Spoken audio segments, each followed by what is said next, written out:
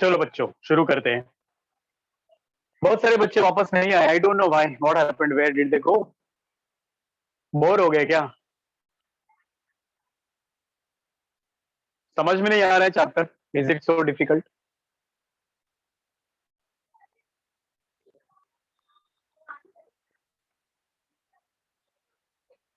हम्म difficult लग रहा है क्या चैप्टर बच्चों? No sir. इजी है ना? तो फिर किधर गए बाकी लोग? Nobody, very few people they turned back. You are only 3 people. चलो हम लोग कंटिन्यू करते हैं, चलेगा? Is it okay? चलो फिर हो जाओ शुरू। तो अब कौन सा? ओलिगोसैकेराइड्स का खाली एग्जांपल सुन लो आप लोग, उसका स्ट्रक्चर वगैरह ज्यादा कुछ पढ़ने की जरूरत नहीं है। Raffinose is a name of one oligosaccharide बच्चों। कौन सा वाला sugar? Raffinose.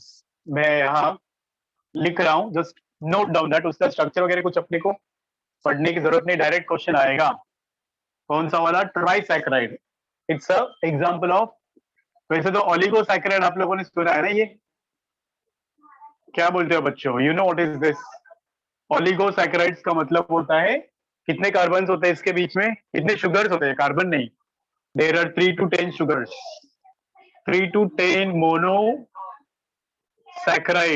Togetherly forms your oligosaccharides. अभी इसमें 3 वाला सुन लो खाली, बाकी ज्यादा कुछ अपन लोग नहीं पढ़ेंगे। 3 शुगर्स किसमें होते हैं तो उसको हम लोग बोलेंगे ट्राइसैकेराइड्स। ट्राइसैकेराइड्स का बेस्ट एग्जांपल है आपका रैफिनोज। याद रख लो डायरेक्टली बच्चों। क्या लिखा है मैंने, पढ़ो तो। Read this. Upmanyu is there? Yes, Upmanyu ने ज्वाइन किया क्या वापस? नहीं आया। Raffinose is the name of the sugar which is the example of this. और ये होता किसमें और इसमें कौन से मोनोसैकेराइड्स होते हैं वो देखो। ग्लूकोज, फ्रक्टोज और गैलेक्टोज, 3 मोनोसैकेराइड्स है इसमें। ग्लूकोज, फ्रक्टोज और गैलेक्टोज, 3 शुगर साथ में आके आपका ट्राइसैकेराइड बनाते हैं। And this sugar is found in coffee and sugar beet. बस this much you need to remember. Sugar beet में और कॉफी में ये वाला ट्राइसैकेराइड प्रेजेंट होता है, जो थोड़ा सा खट्टा होता है टेस्ट में, not in very sweet taste. है ना, आप लोगों ने कॉफी टेस्ट किया है, आप लोगों ने शुगर बीट को खाया है, तो you will see that it is not very very sweet in taste, तो slightly it is sour in taste, या फिर टैमरिंड के जैसा होगा। That's all. हो गया ये वाला ओलिगोसैकेराइड्स भी, मतलब मोनोसैकेराइड हो गया अपना, डाइसैकेराइड हो गया अपना, ओलिगोसैकेराइड हो गया। अब लास्ट टाइप इसका बचा हुआ है, उसको हम लोग पढ़ते हैं और वो रहेगा क्या रहेगा बच्चों? That will be your polysaccharides. So are you ready to explore that polysaccharides? बोलो, तैयार है सब लोग? लिख लिया इसको? Aashna, noted down? चलो फिर हो जाओ शुरू। Shall we? क्या नाम बोला मैंने? Which one I said? Polysaccharides. Polysaccharides क्यों बोलते हैं उसको, उसका मतलब क्या है? मेनी शुगर्स, बहुत सारे शुगर जब साथ में आएंगे तो उसको हम लोग बोलते हैं पॉलीसैकेराइड्स। बराबर? So there will be thousands of sugars together. हो सकते हैं वहां पे हजारों शुगर्स भी हो। करेक्ट बच्चों? There could be thousands of sugars also. Now these sugars, yeah, examples of such sugars we got to learn now. क्या पढ़ेंगे अभी हम लोग? Yes बच्चों, एग्जाम्पल्स मालूम है आप लोगों को? एक मिनट रुको जरा।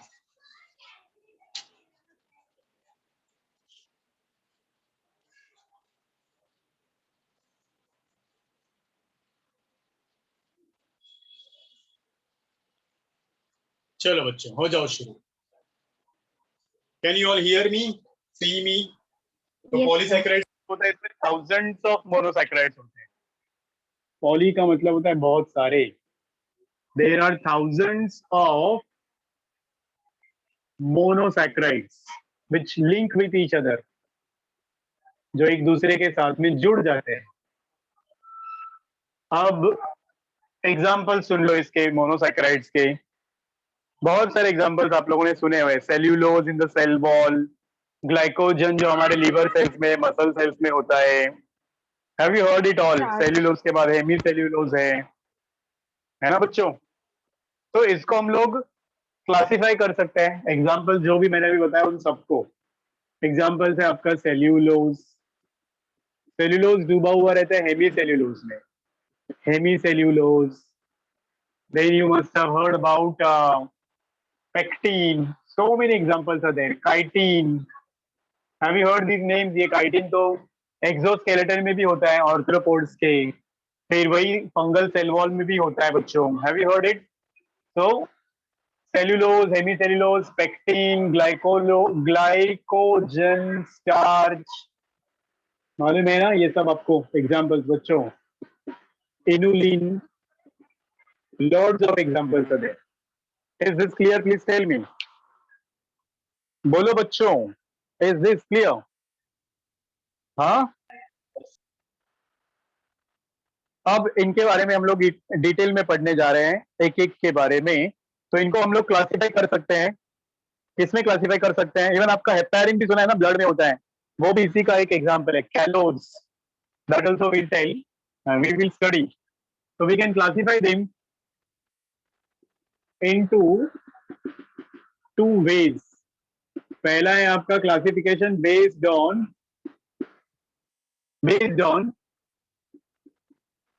स्टोरेज ऑर्गन करके। कौन सा बेसिस पे होता है ये पहला वाला क्लासिफिकेशन इनका?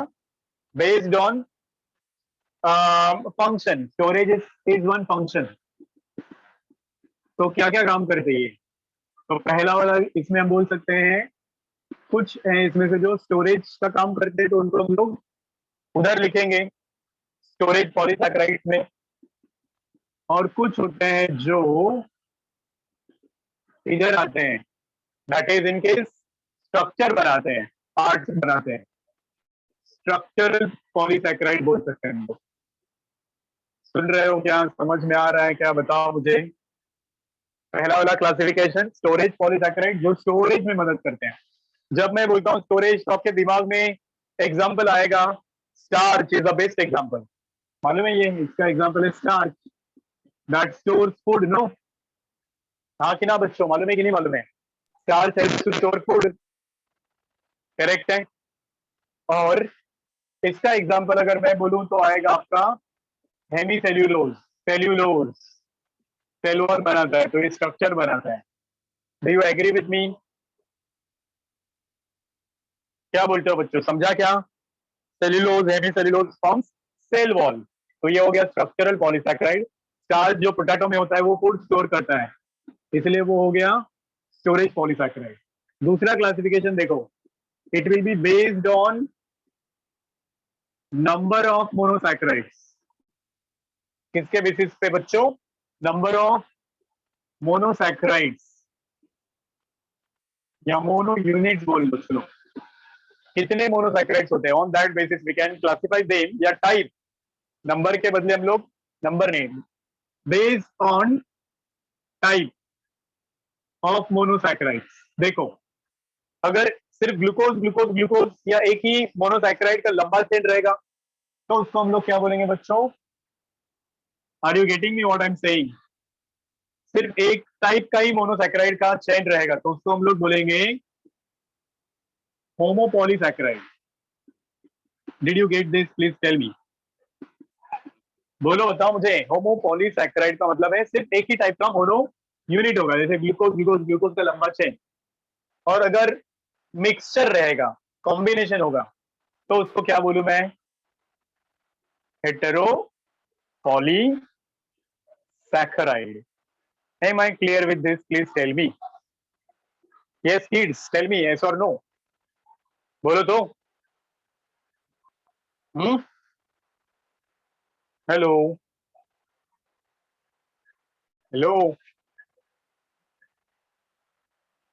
अरे सुन रहे हो कि नहीं? मेरी आवाज आ रही है आप लोगों तक? Please respond.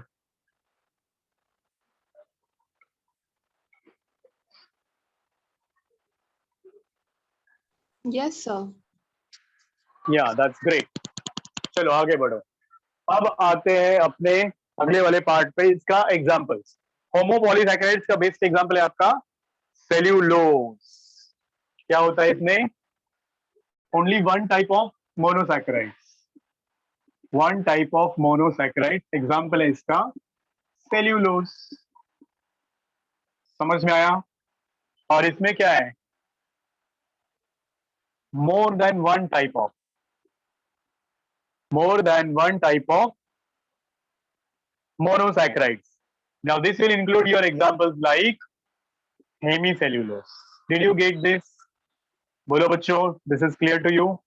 तो इसमें होगा आपका ग्लूकोज ग्लूकोज ग्लूकोज कैसे लंबा chain.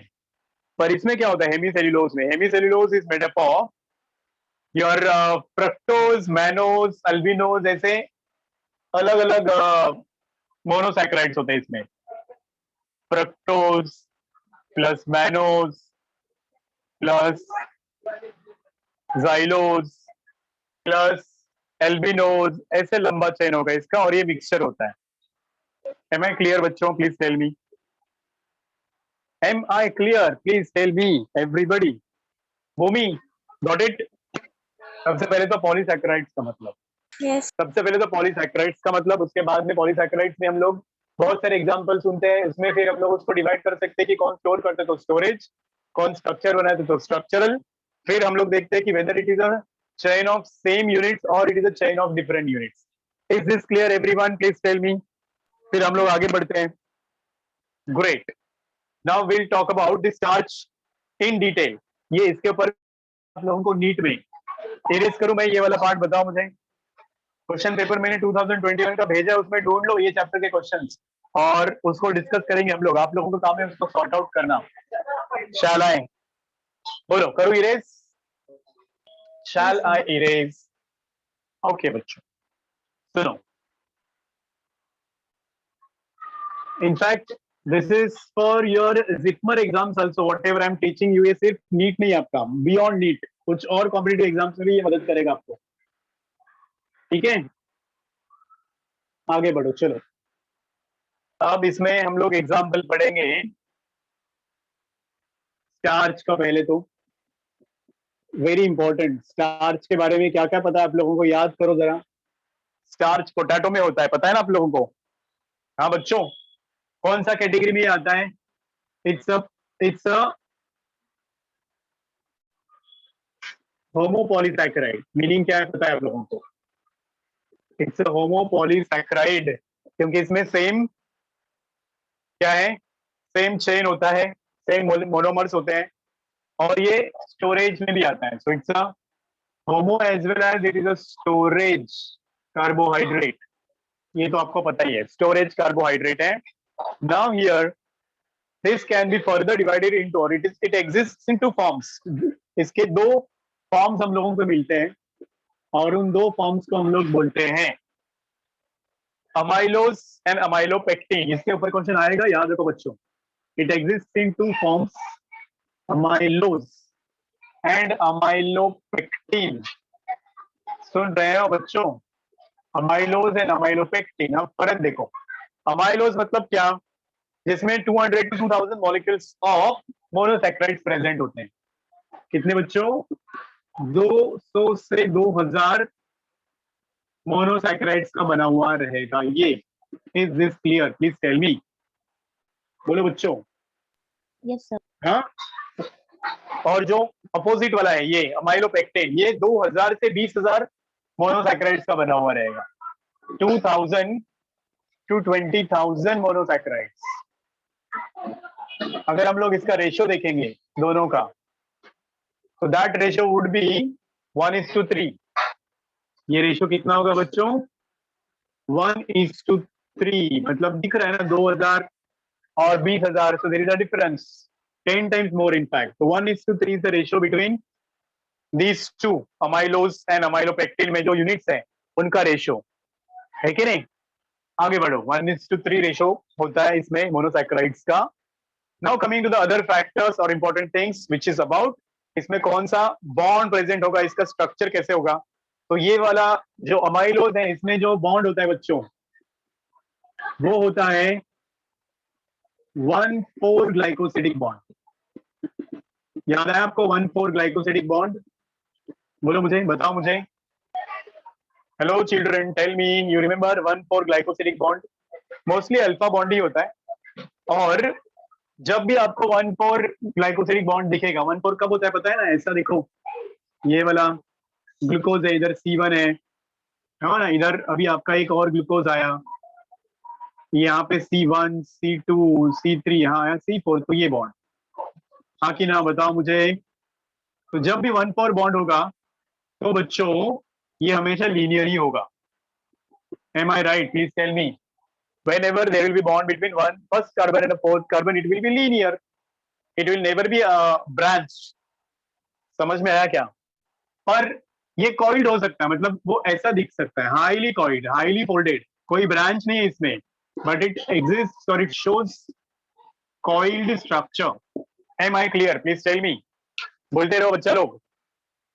Hello, are you there? Are you listening? Am I clear? बोलो. Yes, sir.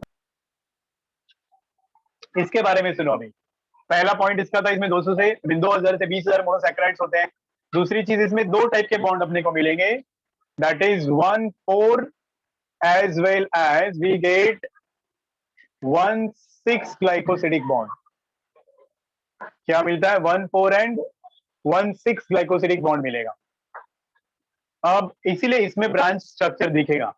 Therefore it is branched. ये वाला ऑलवेज लीनियर होता है, never branched. It is never branched. अब देखो 1,4 वाला तो अपने को पता ही है, ये वाला देखो इधर, ये है अपना अल्फा 1,4 है कि नहीं बच्चों? ये 1 है, ये 4 है, तो ये 1,4 तो पता ही है अपने को, हाँ कि ना. अब इसमें एक और ग्लूकोज जुड़ जाएगा. अब वो ग्लूकोज कैसे जुड़ेगा? इधर देखो, if a glucose is attached, तो 4 के बाद में इधर 5 है और इधर आपका 6 कार्बन है, ये O है. This is 1, 2, 3, 4.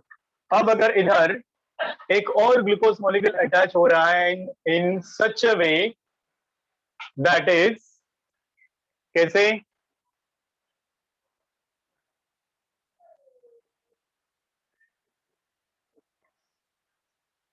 वन सिक्स में अटैच हो रहा है ना, तो 1,6 बोले तो हाँ, ये 6 है, 1 यहां आएगा आपका इस ग्लूकोज का. देखो बच्चों, मतलब ये हो गया O, C1, C2, C3, C4, C5, C6. Can you see here बच्चों? ये 1 और 6 साथ में आया है. क्या बोलते हो? हेलो बच्चों, are you there? 1,6 glycosidic bond, हाँ कि ना? बोलो मुझे, बताओ मुझे. तो ये ब्रांच बन गया कि नहीं? Yes, sir. सिंपल है, इजी है. तो ये रहा monomer number 1 unit, monomer number 2, monomer number 3. इन दोनों के बीच में 1,4 वाला बॉन्ड है, तो ये हो गया 1,4 ग्लाइकोसिडिक बॉन्ड. और यहां देखो, अभी इसके बीच में बॉन्ड है C1 इसका और C6 इसका, तो ये हो गया 1,6 ग्लाइकोसिडिक बॉन्ड. तो जब ये 1,6 ग्लाइकोसिडिक बॉन्ड जब भी आएगा ना बच्चों, तो ये ब्रांच बन जाएगा. तो it will look something like this. इसका स्ट्रक्चर कुछ ऐसा दिखेगा. पहले तो लीनियर आया इसकी वजह से, और बीच बीच में इसको ऐसे ब्रांचेस आ गए इसकी वजह से. Am I clear with this? Please tell me. क्या बोलते हो बच्चा लोग? जल्दी जल्दी बताओ, समझ में आया कि नहीं आया? जल्दी जल्दी बताओ, समझ में आया कि नहीं आया? Everyone is confident with this. Bhumi, are you there? Shubhankar, what about you? बोलो मुझे. Yes, sir. Yeah.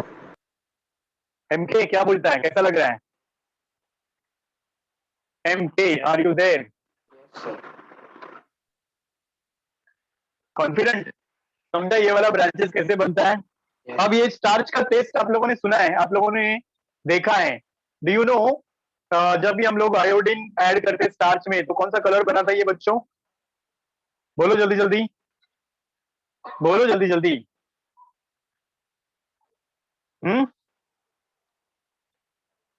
नहीं पता? आप लोगों ने किया है बचपन स्कूल में किया है वो ब्लू ब्लैक? यस, जब भी हम लोग स्टार्च के ऊपर आयोडीन ऐड करते हैं तो ये हमेशा अपने को ब्लू ब्लैक कलर देता है। ये ब्लू ब्लैक कलर क्यों देता है उसका रीजन है क्योंकि ये आयोडीन जाके ये अमाइलोज के साथ में एंटेंगल हो जाता है। ये वाला जो अमाइलेज का रिंग है ना, यहाँ पे फंस जाता है आपका आयोडीन और ये बना देता है ब्लू ब्लैक कलर। याद रखो, whenever we add iodine to the starch, it gives blue black color because of that iodine is entangled with that amylose। और अब ये सिर्फ इसके साथ में ही नहीं है, राइस के साथ में भी वही रिएक्शन दिखाता है, मेज के साथ में भी दिखाता है, पोटैटो के साथ में भी दिखाता है। तो ये इसके एग्जांपल्स है ना बच्चों, राइस, मेज, ये सब स्टार्च है। पोटैटो, इनके अंदर आपको स्टार्च दिखेगा तो सेम कलर या सेम रिएक्शन हम लोगों को इसमें मिल सकता है। तो ये ग्रेन्स में प्रेजेंट होता है बच्चों, इसमें प्रेजेंट होता है ग्रेन्स में। अब इसमें एक और चीज याद रखो कि ग्रेन्स में एक छोटा सा छेद होता है जिसको बोलते हैं हाइलम, ठीक है? और उस हाइलम के अराउंड ये आपका स्टार्च डिपॉजिट होता है। याद रखो, ग्रेन्स की बात कर रहा हूं मैं। ग्रेन्स में एक छोटा सा छेद होता है जिसको बोलते हैं हाइलम, जिसमें से वो वाटर अंदर खींच लेते हैं सीड्स के अंदर। तो अगर हम लोग देखेंगे उस ग्रेन्स को तो उन ग्रेन्स में we'll see starch is deposited in different fashion। ये एक ग्रेन है, आप सेक्शन में देखोगे तो यहाँ देखो आपको यहाँ पे मिलेगा आपका हाइलम, ठीक है? तो ये एक रिंग के जैसा दिखेगा, तो ये रिंग के फॉर्म में मिलेगा आपको मेज में। You will see this way, hilum के अराउंड आपका स्टार्च का रिंग है ये। तो ऐसे स्ट्रक्चर को हम लोग बोलेंगे इसेंट्रिक पोजीशन। इसेंट्रिक मतलब थोड़ा साइड में है ये हाइलम। अगर ऐसा होगा कि सेंटर में हाइलम है और यहाँ पे रिंग्स है तो इसको हम लोग बोलेंगे कॉन्सेंट्रिक। फर्क समझ में आ रहा है क्या बच्चों? Concentric rings, eccentric rings rice में अपने को मिलते हैं। तो कॉन्सेंट्रिक और इसेंट्रिक में फर्क क्या है? कॉन्सेंट्रिक मतलब वो सेंटर में होगा, इसेंट्रिक मतलब साइड में होगा। तो ये you might get this in मेज, आपको मेज में ऐसा मिलता है इसेंट्रिक या फिर कॉन्सेंट्रिक। उसके बदले अगर राइस में देखोगे आपको या फिर पोटैटो में देखोगे तो स्टार्च के अंदर बहुत सारे ऐसे हाइलम दिखते हैं। तो ये एक हो गया, फिर इसी के बाजू में आपको दूसरा दिखेगा, फिर उसके बाजू में तीसरा हाइलम दिखेगा और इनके बाजू में बहुत सारे ऐसे स्टार्च के रिंग दिखेंगे। तो इस स्ट्रक्चर को हम लोग बोलते हैं कंपाउंड। ये वाला था सिंपल, तो ये वाला होता है compound, compound starch. Is this clear? जो कि आपको राइस में मिलेगा और पोटैटो में मिलेगा। इसके ऊपर भी क्वेश्चन आ सकता है, आपको याद रखो। I hope this is clear to everybody. समझा क्या? अब लास्ट चीज सुन लो and then we can stop. कि जब फूड तैयार होता है बच्चों प्लांट्स में तो वो तैयार होता है ग्लूकोज के फॉर्म में। Do you know that food is always produce in the plant in the form of glucose, जो रिड्यूसिंग शुगर है। जब वो ट्रांसपोर्ट होता है तो वो ट्रांसपोर्ट होता है इन द फॉर्म ऑफ सुक्रोज, ठीक है? वो नॉन रिड्यूसिंग शुगर है, नॉन रिड्यूसिंग शुगर। और जब स्टोर होता है तो स्टार्च के फॉर्म में स्टोर होता है। तो ये स्टोरेज है ना, ये भी नॉन रिड्यूसिंग शुगर है। ऐसा क्यों बच्चों? Why why it can not be stored in the form of glucose? बताओ मुझे, प्लांट्स अपना फूड ग्लूकोज के फॉर्म में क्यों स्टोर नहीं कर सकते हैं? बताओ तो, यू गॉट माय क्वेश्चन? बोलो जल्दी जल्दी, why plants can't store their food in the form of glucose? Tell me फटाफट। Everybody, did you hear me? formed in the form of glucose, transported in the form of sucrose, stored in the form of starch. ऐसा क्यों होता है, उसका क्या reason है? Any logic behind it? Can you tell me? Please go ahead. बोलो बच्चों फटाफट. नई आइडिया है कोई? सिंपल रीजन है क्योंकि ग्लूकोज हाईली रिएक्टिव होता है. Glucose is a reducing sugar. तो अगर वो ग्लूकोज के फॉर्म में रहेगा तो वो रिड्यूस हो जाएगा. ठीक है, it will not be available for transport only. Same is the case with this sucrose. ठीक है, और अगर वो स्टोर हो गया इसके फॉर्म में, सुक्रोज के फॉर्म में, तो वो बॉन्ड बनने में H2O रिलीज हो जाता है. तो that again can cause scarcity of water. ठीक है, मतलब प्लांट्स को पानी की कमी हो सकती है अगर वो इस फॉर्म में बनेगा, तो सुक्रोज के फॉर्म में बनेगा. तो that's the reason why it cannot be stored in the form of glucose. That's all about this, I suppose, and it is enough for today. बाकी का दो चार एग्जांपल्स और हैं, उसका डायरेक्टली मैं आपको फोटोग्राफ भेजता हूँ, पढ़ लो. I don't think I don't need to explain that in the next class. तो हम लोग सीधा अमीनो एसिड से शुरू कर सकते हैं, फिर प्रोटीन से शुरू कर सकते हैं अगले लेक्चर में. What do you say बच्चा लोग? बोलो जल्दी जल्दी, चलाएं. Do that. बोलो. चलो फिर हम लोग यहाँ रुकते हैं आज के लिए. आज का टाइम खत्म हो गया. It was till 6:15. You got next class chemistry, right? बराबर है ना बच्चों? कर लो अटेंड, देखो how you're feeling, how you're finding. Bye bye, tada, see you. Bye, sir. Thank you, sir. Bye, sir. Thank you, sir. Bye बच्चों, tada. Bye MK. Mohammad, चल bye.